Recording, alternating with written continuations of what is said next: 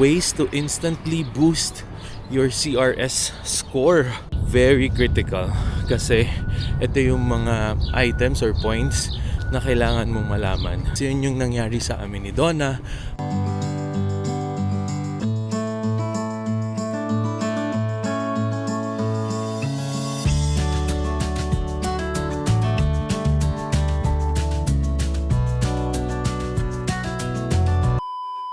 One, two, three, go! Good morning, fam! Good morning, fam!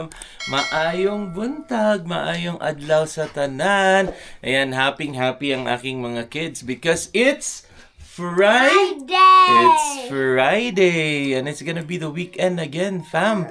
So medyo kakaiba ang scenario namin ngayon kasi nandito si Mommy. So sa hotel naman daw siya papasok today. So ayan, so nandito ang aking ina, ang aming ina. So, prepare lang kami and alis na rin. So, hatid ko muna namin sila, mga kids. And then, papalakarin daw ako ni Mami pauwi ng bahay, fam. Kasi dediretso na siya ng hotel. So, it's a good thing kasi minus 2 degrees lang naman. So, kayang-kaya natin yan. Yan. So, say, see you later, fam. Kasi papasok muna kayo sa school. You say, see you later, fam. See you later, fam! Ayan, fam. So, we are locked and loaded. Ayan, happy si Lian, no? Kaya maingay yan, fam.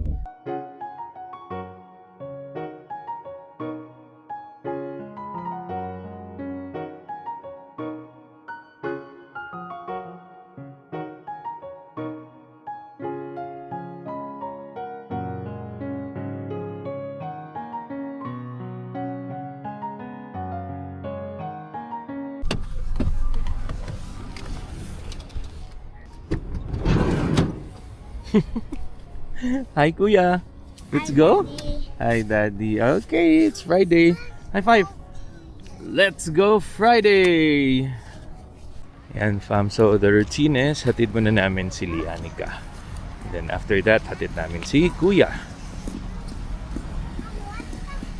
Grade 2, bro.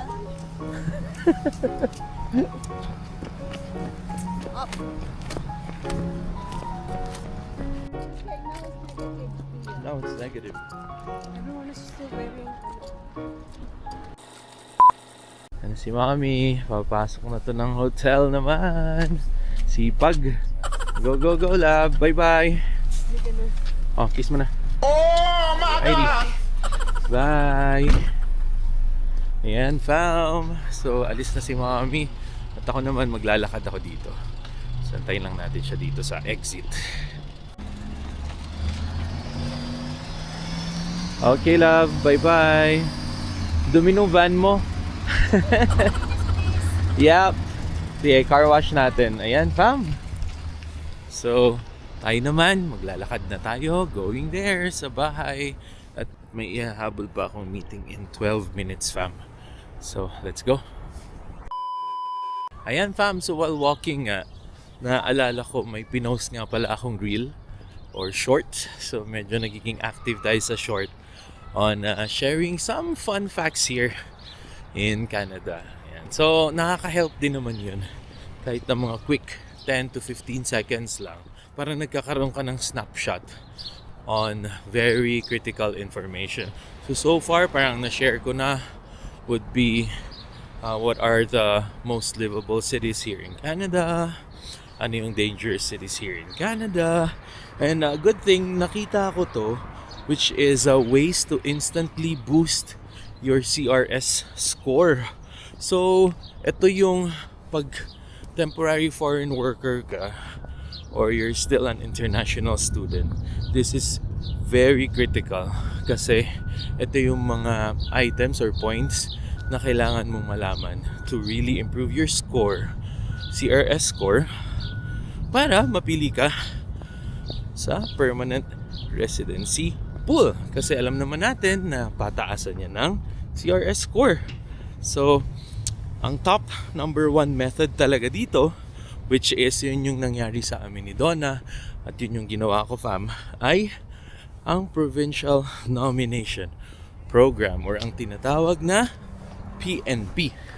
So kami was nominated through BC PNP Tech Pathway kasi nga IT manager naman ako. And yung sa mga hindi pa nakakanood ng previous namin, nag-start kami as international student back in 2022, August.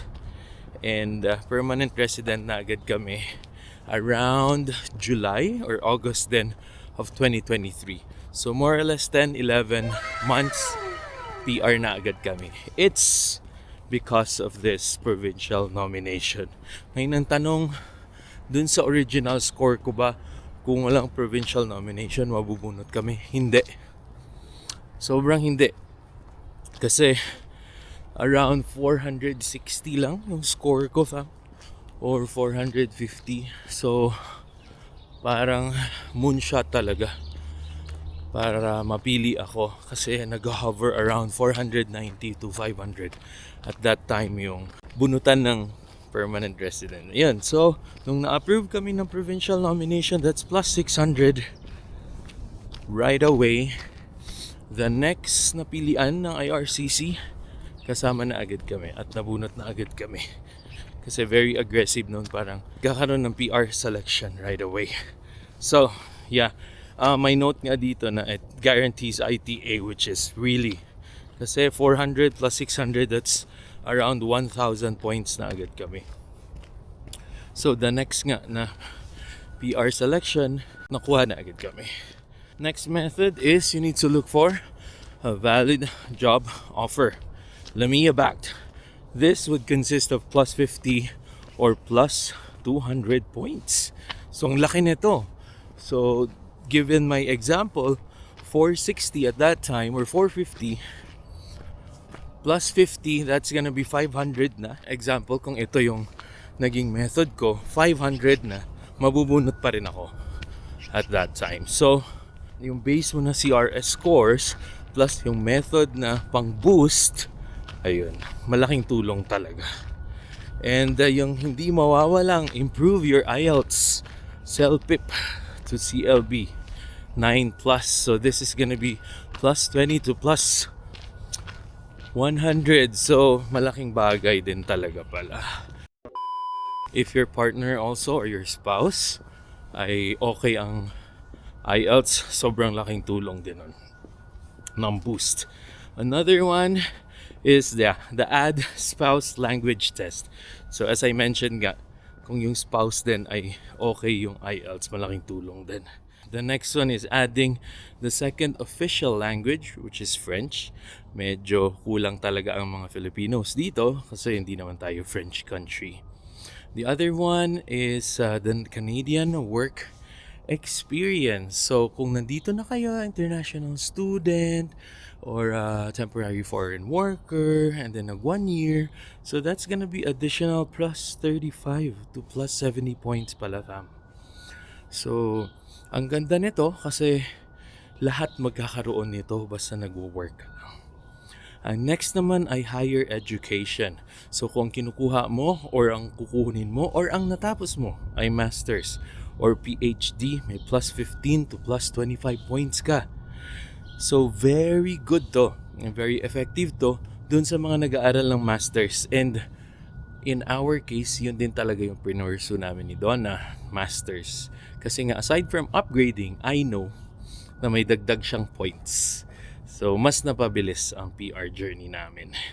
Next is sibling in Canada. Most of us wala nito, pero yung mga meron na kababayan natin, ang swerte nyo po. Kasi plus 15 agad to. At family ties to within Canada. So very, very good. But this is in a sense a negative side pag international student ka naman at may kamag-anak dito sa Canada. Parang nagkakaroon ng doubt kung uuwi ka ba. So, pro and con to. Depende sa sitwasyon. And lastly, ito yung na-discuss ko na before na isang way na parang tinitake advantage to in a fraudulent mean is applying without spouse. So, yun pala, plus 40 to plus 60 pala to.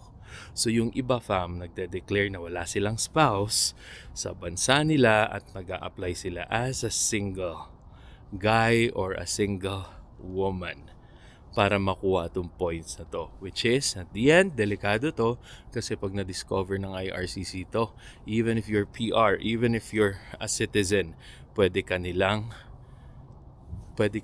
i-question and pwede nilang i-question yung lahat ng mga documents mo. Kumbaga magkakaroon sila ng doubt and this could remove your citizenship or your permanent resident status.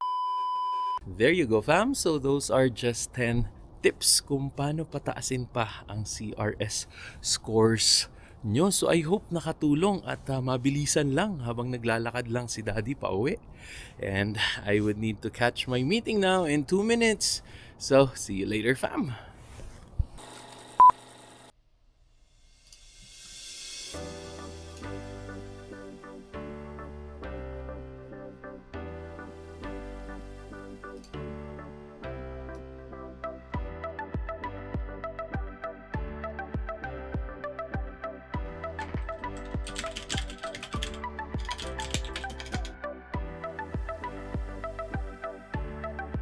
Alrighty, so gutom na actually si Daddy at sobrang busy pa.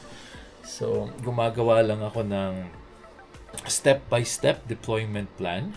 Even though it's Friday today, mortal sin talaga para sa mga development team. More so ako sa release manager na mag-deploy pag Friday kasi nga walang pasok kinabukasan. So what if something happens, di ba? Walang magsusupport or walang magfi-fix ng application. The reason why I asked for a couple of folks na pumasok tuloy bukas. So I feel bad about it pero kailangan kasing gawin. So I have teams all the way to Montreal and Toronto, syempre. I have one there. And also we have a support team sa Vancouver. So from East Coast to West Coast talaga ang company ko. Ako naman medyo nasa gitna. So, can't do anything. So, after this, hopefully medyo bumaba na ang load natin. Grabe. Sobrang busy talaga. Hindi pa ako nakakatayo at umakyat.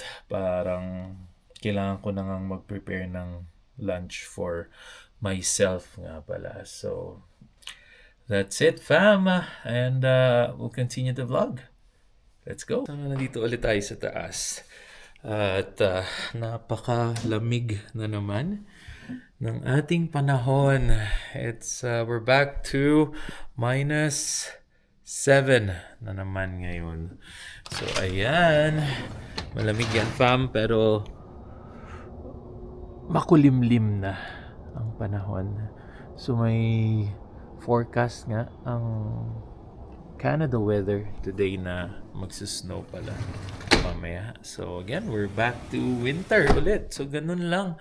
At na-explain ko nga, fam, dito sa Calgary meron ngang Chinook. So nagkakaroon ng drastic changes sa temperature. Ang laki ng swing talaga. Minsan umaabot ng 20 degrees ang swing. So -5, biglang magpa+15.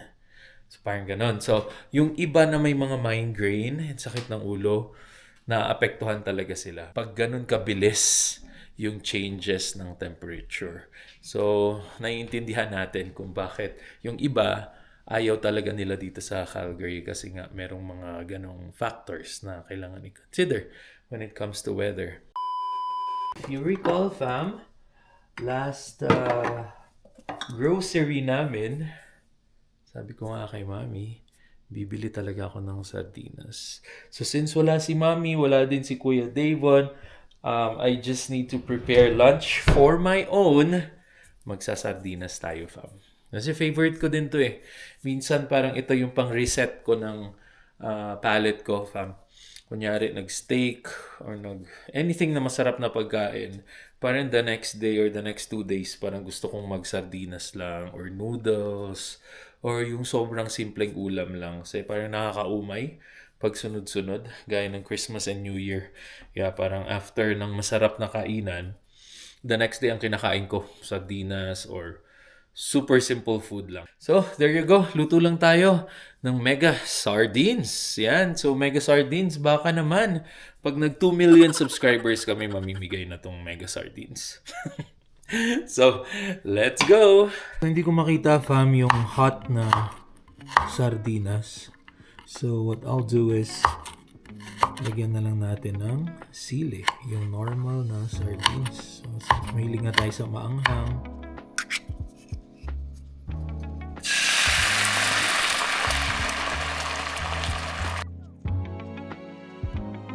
And fam, lagyan na natin yung chop natin na sili kanina. That's about it. And then sa kabila naman, fam, pa-fried lang ako ng egg. And that's gonna be Daddy's lunch for today. So excited nang kumain. Sobrang gutom ko na, hindi ako nag-breakfast kanina. Kasi nga may meeting ulit ako from our Toronto team members. So kailangan kong early. 2 hours ahead sila sa Alberta. So 7 a.m. 8 a.m. pala rather. Nasa meeting ako kanina. So hindi na nakapag-breakfast. So let's go. Kain na tayo. 2 eggs na pala, fam, ang niluto ko. Parang nag-crave lang ako ng aking fried egg. And ayan ang ating sardines. So, manghang na yan for sure.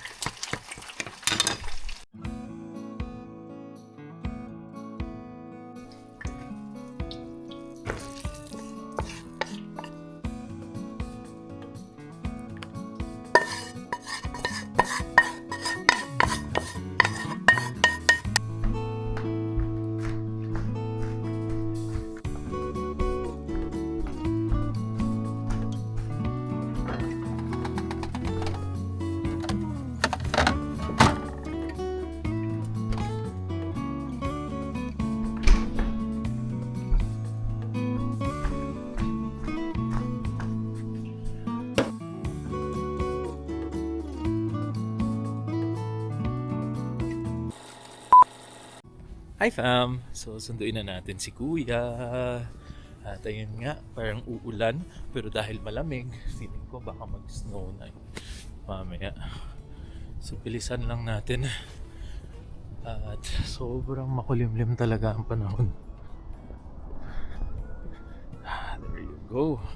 So grabe, sarap ng ulam ko. Sardines, mega sardines. Naka-reset na naman ang aking palette, so pwede tayo magmasarap na pagkain, fam. Over the weekend. Wala pa si mommy. At mamaya pa siya. So let's check kung ano ang pwede natin gawin later. Pero more or less magpa-family movie time lang kami mamaya. Yun naman ang aming move lagi pag wala kaming lakad. There's my sunny boy. Hi son, I miss you. Let's go. Daddy, I Let's go. finished 2 tasks. I mean 3. 3 out of how many? Out of how many? No, actually, I finished. All? I'm scared to tell you because it's 1. Only 1? Yes, Bakit? because we only Akala ko have. ba 3? It's only 2 tasks. Only 2 tasks, but you finish 1. That's okay. That's improving. That's great then. Fighter accidentally missed shot and crashed a plane's wing. Okay, tapos? So, pauwi na kami ngayon, fam. Nandito na ang kuya. Yan, excited na daw siya. Uwi na daw agad kami. Gusto na nitong maglaro eh. Siyempre weekend, so alam mo naman, yan lang talaga yung time nilang maglaro. So pinagbibigyan talaga namin ni mommy. Alright, so lakad lang kami, fam. Malamig. Daddy, you know why a Lamborghini is so expensive? So expensive, why? It's because it's cool, the engine's big, it's faster than a Ferrari or some Bugattis. Yeah. Ay, ang dami ng alam ng anak ko, fam. Okay, so nandito na kami sa bahay and it looks like uulan or magsusnow dito sa amin mamayang gabi. So, catch you later, fam. So, tapos na mag-work ang daddy at last. And ngayon naman, susunduin natin si Lianica. At dahil nga sobrang ganda ng panahon, 12 degrees, fam. So parang nasa spring na kami. Ayan, bit-bit na natin ng bicycle. ni Lianica. And si kuya ko ay nagsiscooter. There you go. So, ang ganda ng panahon. At nag-chinook na naman talaga. Lakas talaga ng chinook dito. Grabe, nagiging spring yung winter, fam eh. So, lakad na kami, fam. Focus lang muna kay kuya at baka mabangga.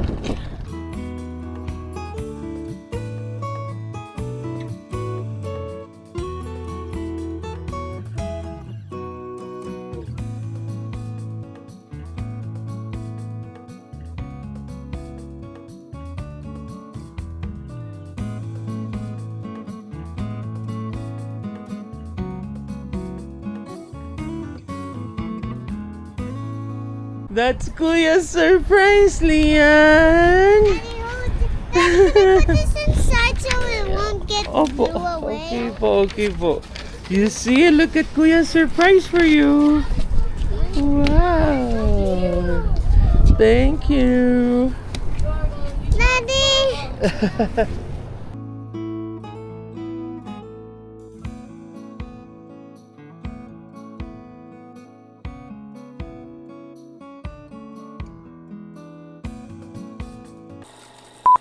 So, nandito na kami sa taas ng mga kids. Ayan. So, nagsa-start na silang manood ng TV and screen time for a bit. Sakto nga pala, fam. Before ko sila sunduin, wow. Saktong-sakto talaga yung topic ko kanina din pala when it comes to increasing your CRS scores. And grabe ang surprise today. Isa sa pinakamalaking express entry draw ang nangyari February 6. Really, today. Kanina lang, nag-invite sila ng 8,500 lang naman na maging PR. And it's focused on one of the category na sinabi ko kanina, yung Francophone or yung French speaking. And around 300 or 300 plus lang, fam, ang cut-off score. So again, ang laking tulong talaga kung magpe-prepare kayo ahead of time kung ano yung track na gusto nyong pasukin.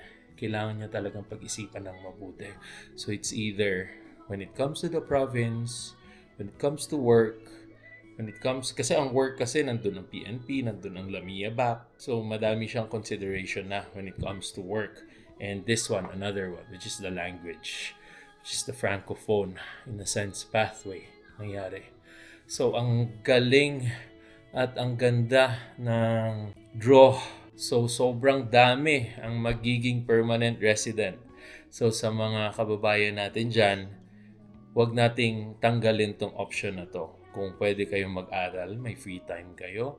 At pwede kayong pumasa dun sa French language exam na kinokonduct ng Canada. Why not? Para maging PR tayo, di ba? A lot of good news to us. And ano lang yan, pursue lang natin yung Canadian dream naman. At lahat naman tayo na nandito, gusto nating maging permanent resident. Even yung mga permanent resident and citizens na dito, na mga kababayan, ay gusto din naming maging PR kayo eventually. So, again, fam, tulungan lang. At the end of the day, tayo-tayo lang din naman ang magtutulungan. So, there you go. And thanks again for watching. Nanong pa nga ba? Don't forget to like, share, and subscribe to Alba Fambam YouTube channel. Makikipagbandingan na ako sa aking mga kids dito. See you on the next video, fam. And hang loose.